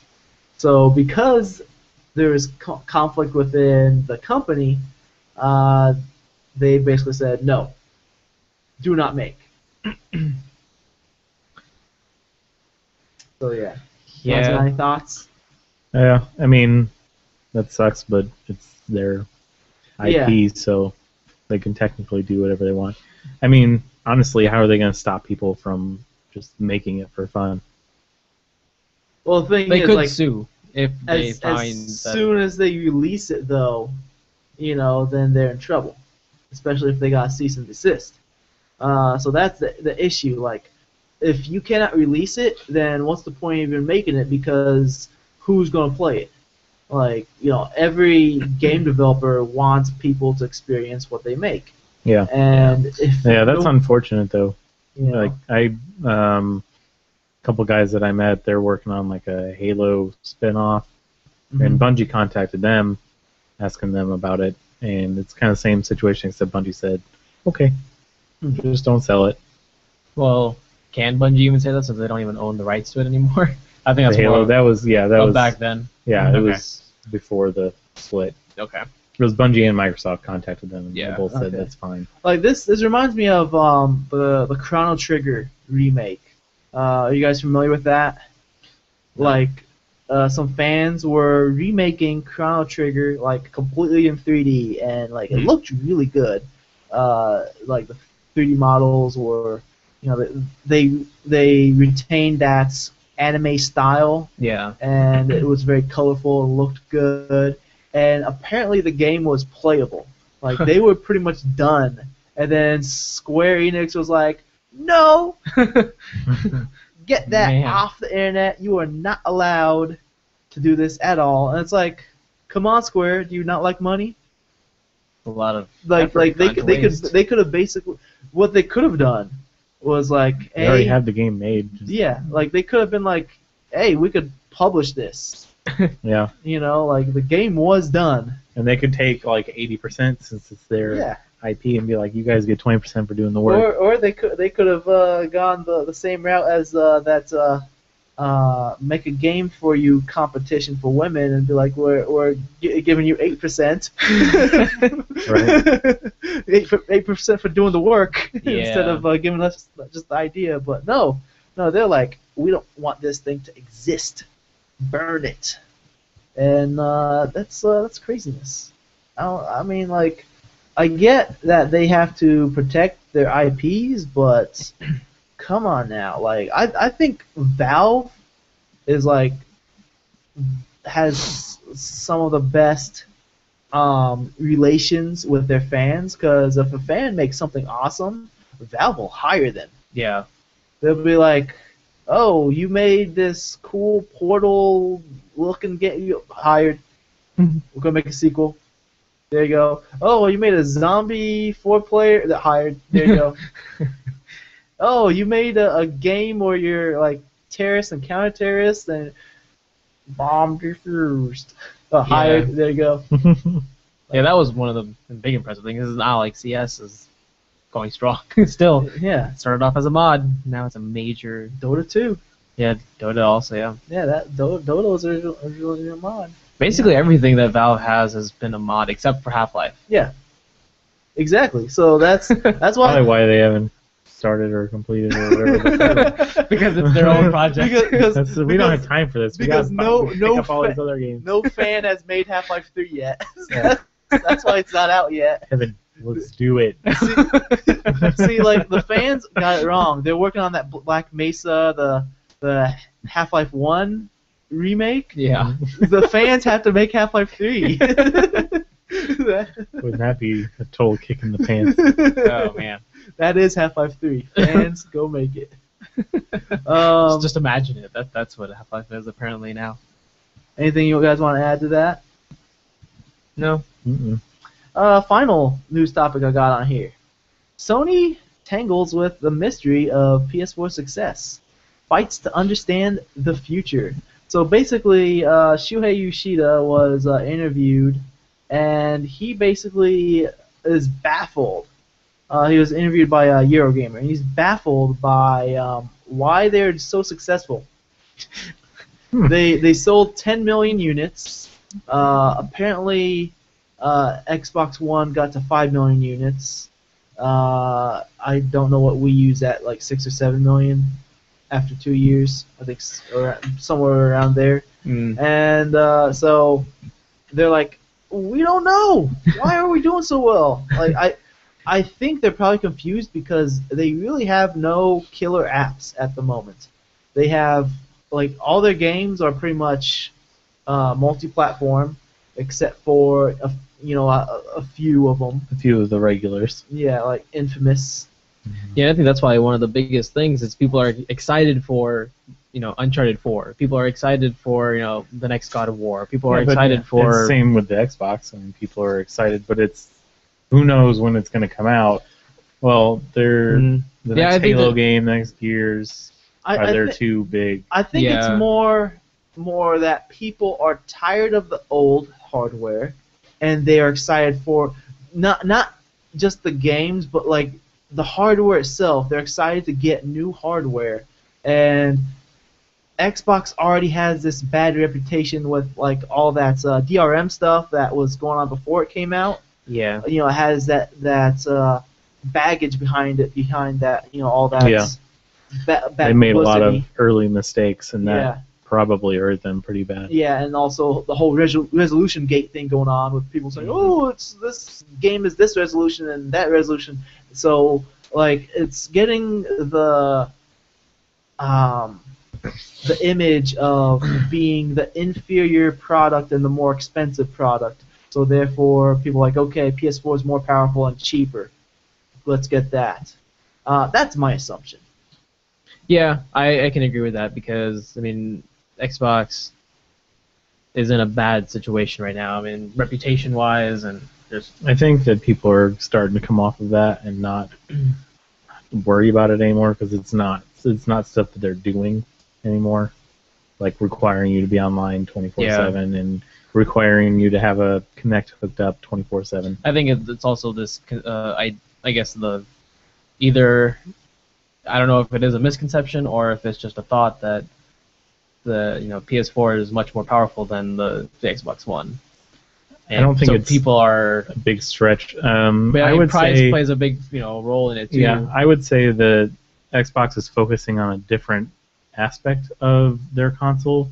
They want to be a home entertainment system rather than just a gaming system. Which is, I think, what the PlayStation leans Well, more that towards. was the problem at first. Right. Like they presented when they first presented the Xbox One, it was all about, hey, look at all these TV things and. I mean, that's what it's been about for a while. But then they flip-flopped that this past, I don't know, 6 months or so. With E3, they only talked about games. They didn't even mention any of the TV stuff at all because they're trying to backtrack. Yeah, but that stuff still like sits in the back of the minds of consumers, and then they're like, oh, Xbox has a bad reputation. I might as well go with Plus, Sony. It's what they've been doing for years with Xbox Live. Is here's some stuff about games, and here's a ton about Xbox Live. Mm-hmm. And here's all our new free TV features like ESPN2. Yeah. Who cares? Nothing comes on. Yeah, it's like this. If you got ESPN1, I'd be a little more impressed. But like just this week, they're like, hey, here's a new app, Red X, it's like it lets you view Reddit on Xbox One. It's like, why do you want to view Reddit on Xbox One? I don't get it. Because they're a home entertainment system. I mean, they're still Reddit is pushing for it. entertaining. It's just not in the forefront. Like a big part of Reddit is like the comments section. Like, Yeah, have fun And- typing that with a yeah, controller. exactly. Unless they include like a keyboard with every controller. Which, I mean, that should be standard. It is. If on they're PC. Man, you know what was ahead of its time? Dreamcast had an actual keyboard. Typing of the Dead. It's a good game. Best. Yeah, it was awesome. So But you can have that on PC too now. no, that's different. It's Typing of the Dead Overkill. Oh yeah. It's not the same. It's similar. They don't run around with the Dreamcast on their back and keyboards in front of them. It's Yeah. not the same. That's true. Different game. So that's it for news. So Did you want to talk about the Philfish thing? I added that in the news. Oh, you added to the news? Yeah.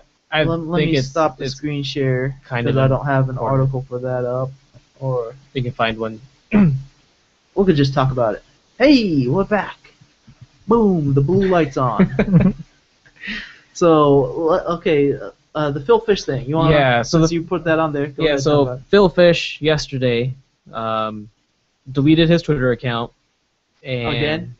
Yeah. It's like a... You'll be back. Well, I don't know about this one because, I mean, he's also... The big thing is he's selling the Fez IP, which is... The ferrets are excited about Yeah, I know. that. They're like, I want to buy it!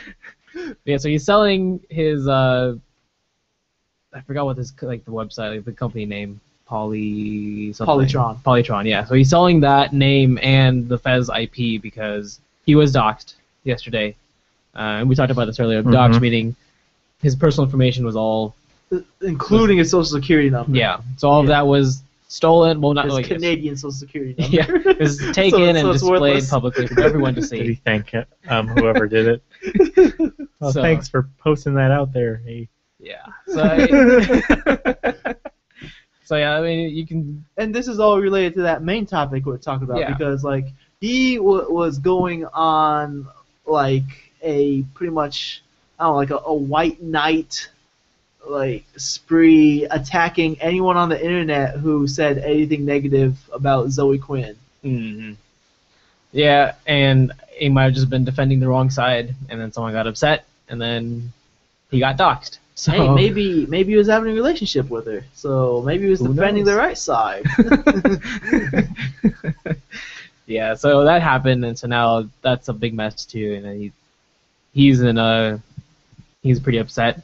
And I saw like a screen capture of When's he his- not upset? That's true. That is very true. Yeah, I saw like a screen capture of his Twitter post, and it was just all caps, yelling at everything. I mean, I would be upset too if someone put my my information, personal information, publicly for everyone to Well, see. don't piss everybody off.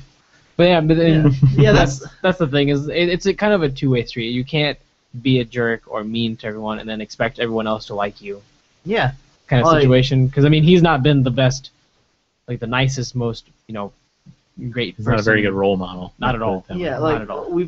I've talked about Phil Fish multiple times on the show, and every time is because of the fact that he cannot control himself. Yeah. He is a big jerk to everybody. Therefore, that's why he has that big reputation of him being a jerk. On the plus side, his game is pretty fantastic. But I think Fez is a great game. it's like But- I mean, it's, I mean, you could be a good developer but not have the best of personality. And in some cases, I think personality is the most important thing because, like, if you You're can't the face work on of a the team, game. yeah, like if you can't work on a team, which he, I guess, couldn't, and that's why he lost his, his partner in that project. But if you can't work on a team, it then took him like how long to make that game? Like It 7, was 8 a long years. time. It took him a long time to make that game because he pretty much worked on it by himself.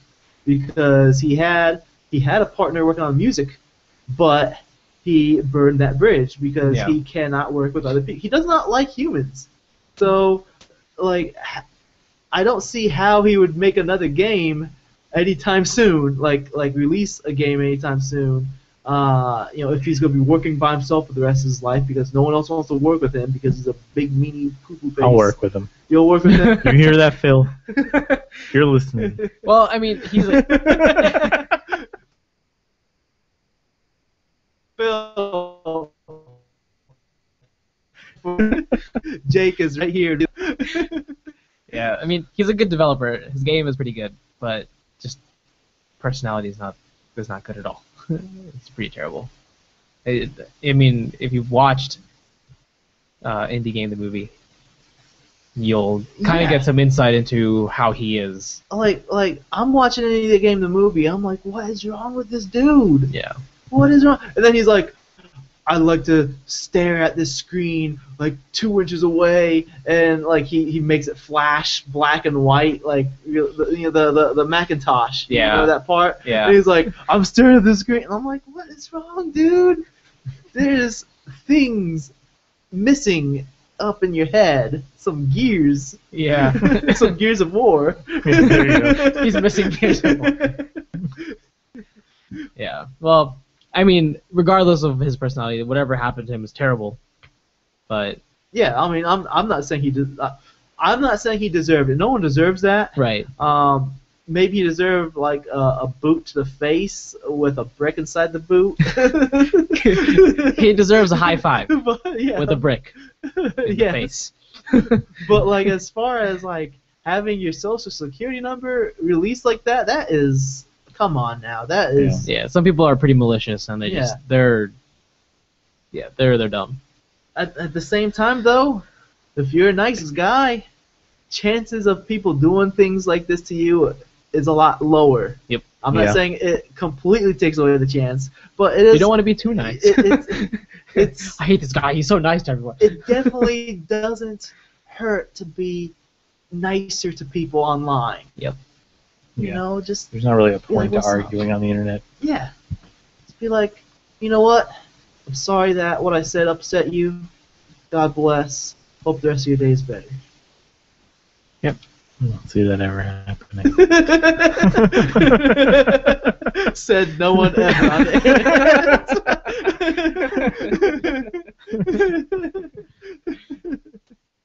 Yeah. Oh, Philip J. Fish, what are we gonna do with you? So let's wrap things up. We do not have any listener feedback this week, unfortunately. But if you want to write in, if you have any thoughts on any of the topics we talked about today, any of the news, you want to weigh in, or if you have a suggestion for a main topic, any type of feedback or anything, just write in to podcast@outofcontinues.com, and we will read your we'll read your email. Let's say we would read your podcast. That wouldn't make sense. Well, I mean, if you wanted to transcribe your entire podcast for people to read. We'll read your email. So yeah. Some shout-outs. Shout out to Nathan Becker, also known as Ectogenia. That is ECTOGEMIA.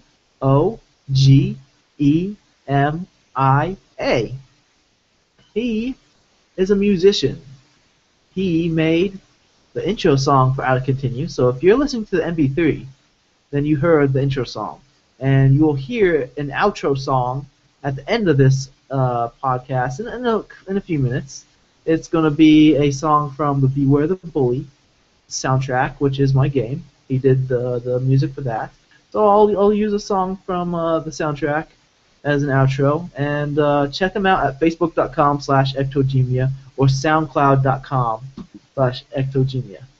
I'll give a shout out to Tim, aka Ryu Shikaze. Thank you for helping playtest my level, Glass Walls, for Portal 2.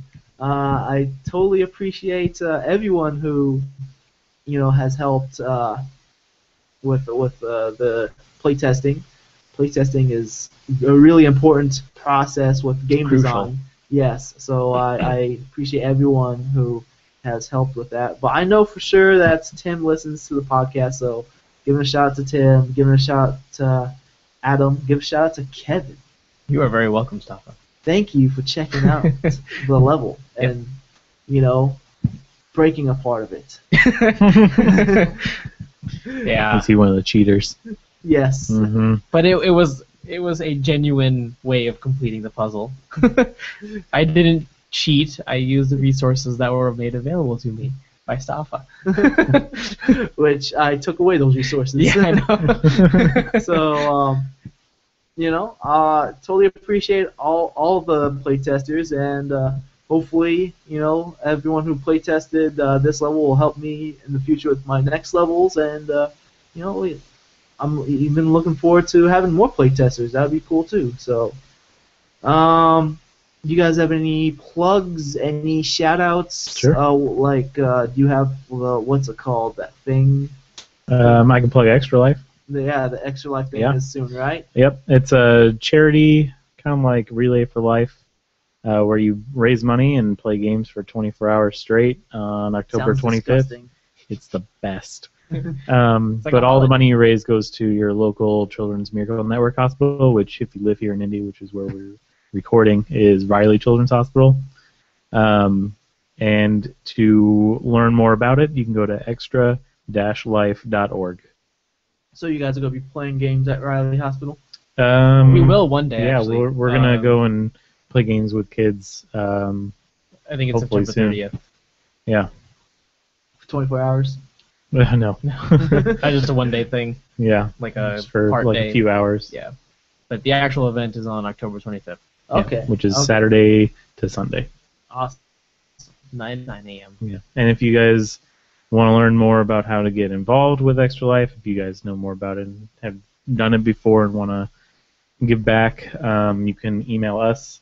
What's It's our... extralife.indie@gmail.com. Yeah. You're supposed to be the president, and he's the VP. Well, I was the one who set up. He created the email. Okay. Any other shout-outs, plugs? You want to say hi to anybody? Hi, Staffa. Hey, what's up? That was good. Definite shout-out to you, Jake, for letting us record here in your home. Sure. Anytime. I 100% appreciate it. Yeah. Unlike other people who do not appreciate other people named Philip Fish. Staffa is the opposite of Philip Fish. Yeah. That's not a problem. Yeah, I don't have a job. That makes me the opposite of him. Does he have a job? Oh no. I think he just quit selling his game. Oh, so I guess we're not opposites. We're on the same boat. Opposite personality. If you enjoy what you've been hearing, support us by liking us on Facebook. You can follow us on Twitter, leave an iTunes review, or you can contact by email. That's podcast@outofteens.com. All of those can be found on the website, www.outofteens.com.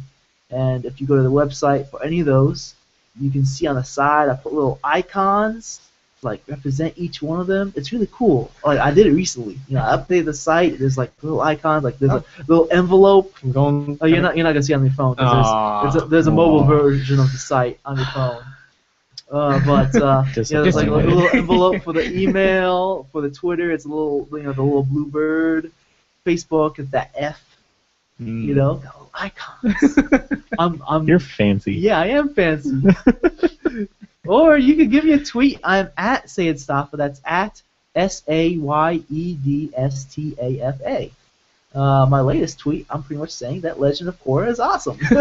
I did see that tweet. Season 3. It was a really cool finale. You guys want to say your Twitters? My Twitters. Yeah. Mine is at KSTREHAN. And You have one. I have one. Sure. It's at IAMBAHZ. And you never post it. And I don't. He doesn't use it. I don't use it. I use Twitter regularly. I used it for PAX to find out where the parties were. Yep. That's when I used it the most. Pre-PAX. And then it That was just it. sits there. So I would like to thank my guest hosts for joining me today. Kevin, Thank you, Staffa. Jake, No problem. really good having you on the show again. Yeah. You're a Glad good to be sport. back in town. Unlike some goofballs that were on the show last week. Come on. One of them is not going to be on the show again. Well, I Oh. know it can't be. I know who it's not going to be, which means I know who it is going to be. Yeah, one of those fools is not going to be on the show again. He's probably not listening to the show either, so he'll never know that said this. So, anyways, with that said, I'm your host, Stafa. Peace out, everybody. Beast out. I've never actually seen that in person. Oh, really?